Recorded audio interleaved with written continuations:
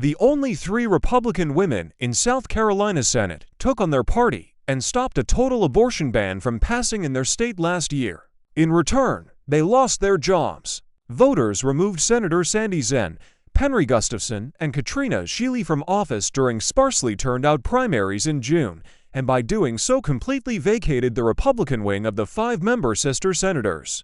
A female contingent that included 2 Democrats and was united in its members' opposition to the abortion ban.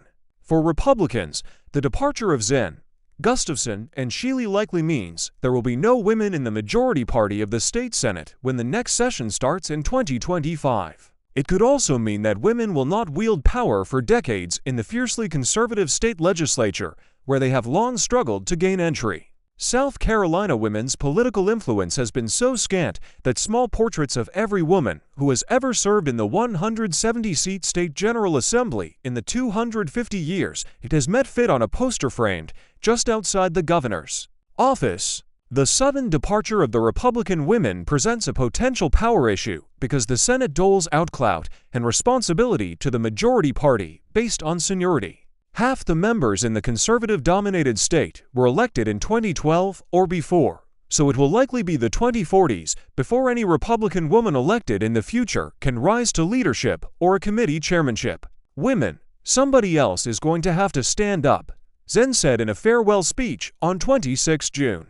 Somebody else is going to have to come and make things right. Barring a woman winning a race in November in a district dominated by the other party, there will be only 2 women in the 46-member South Carolina Senate when the 126th session starts in January. No other state in the country would have fewer women in its upper chamber, according to Center of American Women in Politics. Women comprise 55% of the state's registered voters. That gap should be alarming to anyone in South Carolina, said State Senator Tameka Isaac Devine, who took her seat this year in a special election and became the 6th member of the sister senators. Next year, Devine and fellow Democratic Senator Margie Bright Matthews will likely be the only women in the chamber. No matter how much empathy men can have, they have not had babies, Devine said. They have not had hysterectomies. They haven't had some of the healthcare issues or the community issues we deal with every day. Instead of a total ban on abortion,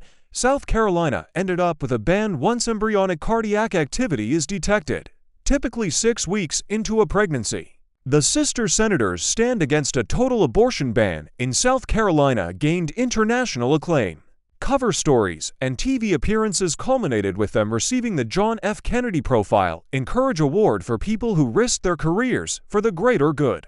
But that attention had an edge. Stringent abortion foes put up billboards and sent out mailers in their districts calling the 3 Republicans baby killers. When you're on CNN and you're on MSNBC and you're on the front page of the New York Times and the front page of the Washington Post, you're repeatedly sticking your finger in the eye of a lot of conservative folks. Republican South Carolina Senate Majority Leader Shane Massey said. Massey said abortion wasn't the only issue for the Republican sister senators and that their opponents did an effective job of painting them all as squishy and out of touch.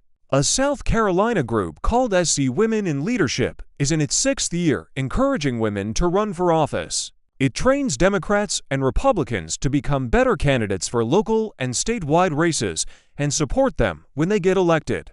But, noting that Shealy and Gustafson each lost their first race, the group said getting more women in office will take time.